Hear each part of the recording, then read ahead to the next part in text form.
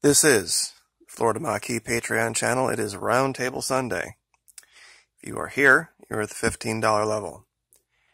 This level kind of gets away from the specific training of psychological operations and goes into the discussion of those that we are identifying and information that's being suppressed and what we can expect in the future.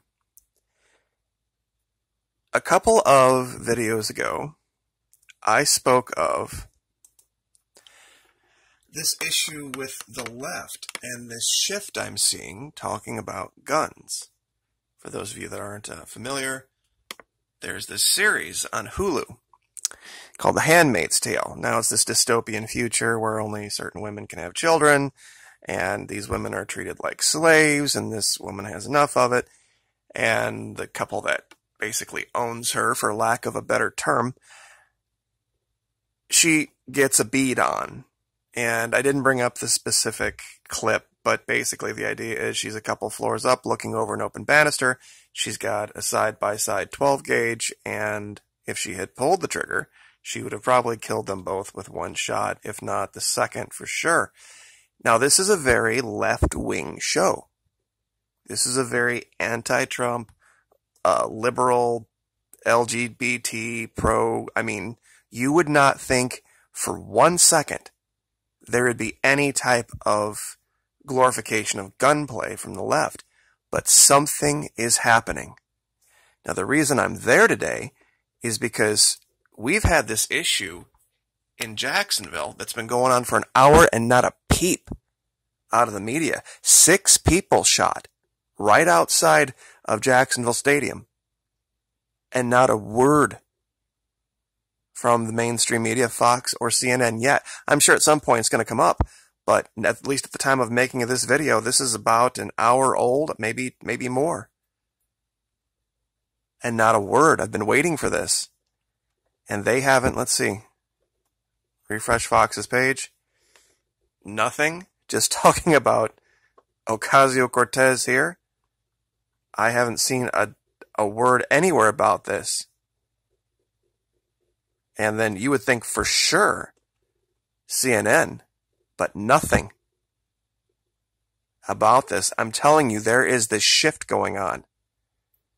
There is this weird shift going on with this attitude on guns. Because I think some of this allegation, they call it Trump derangement syndrome or whatever you want to call it, that the people on the left have finally had that moment. That they realize, you know what, if we're going to get our way, we're going to have to take a page out of the operations of the leftists in South America and around the world, who have absolutely no problem picking up a gun to get their way. Now, this is something that people have talked about for a long time. This is an older clip. This is right after Sandy Hook. This is the president, vice president, talking about the use of weapons. And I find it strange that here he says, buy a double-barrel 12-gauge shotgun. And the first time we see the left promoting the use of a weapon, it is a 12-gauge double-barrel shotgun. It's very, very strange. But I'm going to play this clip just so I don't misquote the man. You can hear the question he was asked and his response to it. Let me get the volume setting right here so you hear everything. Kate Ernest has the next question. She asks, do you believe that banning certain weapons and high-capacity magazines will mean that law-abiding citizens will then become more of a target to criminals, as we will have no way to sufficiently protect ourselves? Is this Parents Magazine? It is. I have Parents Magazine at home. I've never heard anybody in Parents Magazine ask these kinds of questions, but I'm delighted to answer them. First of all, the idea that, repeat the last part of the question, please. So she's asking if a ban goes into effect on certain kinds of weapons and high-capacity magazines. And what's your name? Kate. Kate. If you want to protect yourself, get a double-barrel shotgun, have the shells, a 12-gauge shotgun, and I promise you, as I told my wife, we live in an area that's wooded and somewhat secluded. So Jill, if there's ever a problem, just walk out on the balcony here, or walk out, put that double barrel shotgun and fire 2 blasts outside the house. I promise you, who's ever coming in is not going to, you don't need an AR-15. It's harder to aim, it's harder to use, and in fact, you don't need 30 rounds to protect yourself. Buy a shotgun. Buy a shotgun. So there you have it. I think that advice, boy, I tell you what, a lot of people love to demonize the left, but having served myself, especially in a jungle environment, there are some shotgun-style military weapons that I would much rather have than an AR in some specific cases. Especially if you feel like you're outnumbered, if it's close quarters.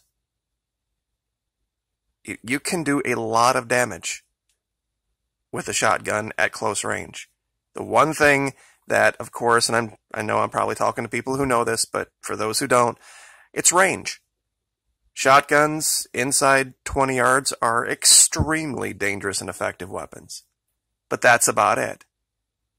You're not going to reach out and hit somebody a football field away. Maybe if you're really good, and maybe if you have slugs, you might be able to get around that far down range, but it's not what they're designed for. They put out a giant spread of a bunch of smaller rounds, very high rate of delivery, a lot of high energy delivery. They use them, the smaller the BBs, the larger the number of the shot, like 6-shot, 7-shot, 8-shot, 9-shot, that's a graduating decrease in the size of the BBs. Like 9-shot, little bitty, tiny BBs. They use them to hunt quail and bird. When you get back up around 4 or 5-shot, bigger BBs, and then you get into what they call buckshot, which is, maybe 6 or 7 in the whole shell, and then of course slugs.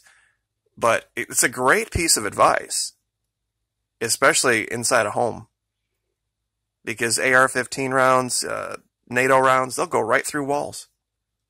Multiple walls, and kill people behind, cover. Whereas a shotgun, very, very unlikely that it's going to, especially with something like 3, 4, 5, 6-shot, it's going to penetrate through drywall, into the next room and hurt somebody. It's just not going to happen. So great advice, but pro-gun, pro-using a gun to defend yourself advice from a former vice president. It's a very odd thing. I don't think it would, I think it would cause, I should say, a lot of cognitive dissonance on the part of the right. But something is happening. You watch. You mark my words, we had the girl that shot up YouTube, and then we had another girl, the girl that was the LGBT one. The idea of mass shootings being women, and in this case being women from the left, is a whole brand new thing for profilers. People that try to figure out who these people are and what makes them tick. We have a brand new group of people. The last 2 major shootings that's at least been reported in this country have had to do with women from the left. The YouTube shooting and the, she was a girl that had transitioned to a boy. I hope I'm right about that. It could be the other way around. I never get that straight.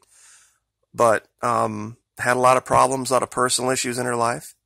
But usually you hear about these mass shooters, and you hear about the motivations. It's usually mental illness, but it's usually not left.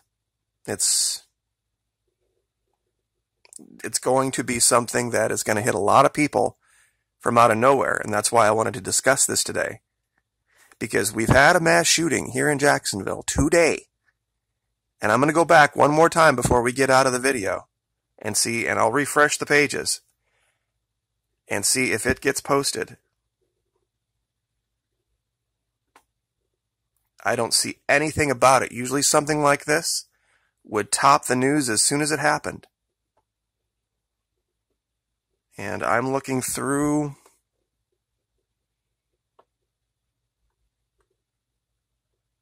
Nothing. Nothing on CNN. And I'll refresh Fox here for you guys just to say I did it.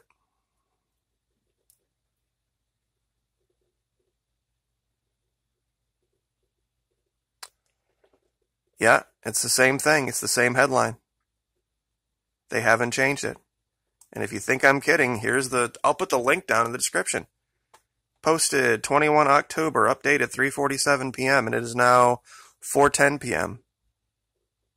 Originally posted, I guess this happened at 1. So this is almost 3 hours old.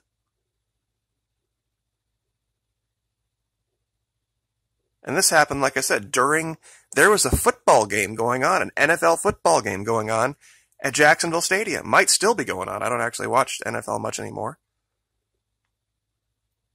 You would think this would have definitely made the MSM. But something is happening. I don't have all of the whys and wherefores, and I have some speculative ideas, but I don't hear anybody talking about it. So we will leave it there. Thank you guys for your support very much. I appreciate it. Of course, Saturday will be the first drawing that we're going to have for the $50 gift cards. Doesn't matter what level you're at. Everybody gets thrown in. Once you win once, of course, though, we take your name out of the hat and let other people have a chance to win the gift cards. But then on the 28th of December, we're going to put everybody's name back in, everybody who's a patron of the Florida Mucky, and we're going to draw those 3 $500 gift cards to hopefully Christmas 2.0 make somebody's life a little better, maybe help them pay some bills, or we always know that after Christmas prices of things go down, and maybe waiting just a few days might get you something nice for a bargain. So you guys have a great day. Thank you so much, and we will see you next week.